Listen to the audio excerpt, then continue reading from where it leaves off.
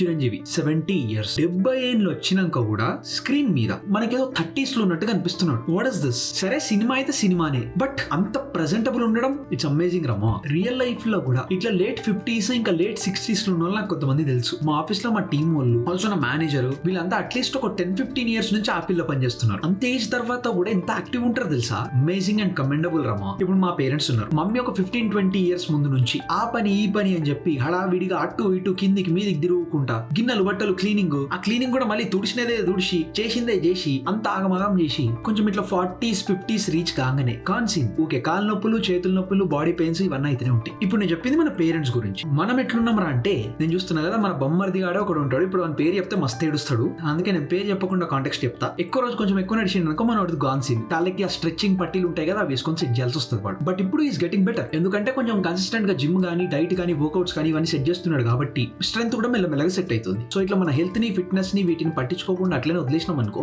Just ఇంకొక 15-20 ఏళ్ళల్లో మనకి గట్టి ఇంపాక్ట్ కనిపిస్తుంది. మనం మనకున్న ఒక్కగానొక్క బాడీని కొంచెం హెల్దీగా, కొంచెం హ్యాపీగా, కొంచెం జాగ్రత్తగా అండ్ కొంచెం పద్ధతిగా చూసుకుంటే ఇంకొక ఎక్స్ట్రా 10-15-20 ఏళ్ళు హ్యాపీగా బతకొచ్చు. వెల్ హ్యాపీగా అంటే ఇంకా కొంచెం ఆరోగ్యంగా బతకొచ్చు. హోప్ఫుల్లీ మనందరం కూడా 70 ఏళ్ళు వచ్చిన తర్వాత కొంచెం మన బాడీలో ఎనర్జీ ఉండి కొంచెం లైట్ గా ఇచ్చిపడేయగలిగితే సెట్.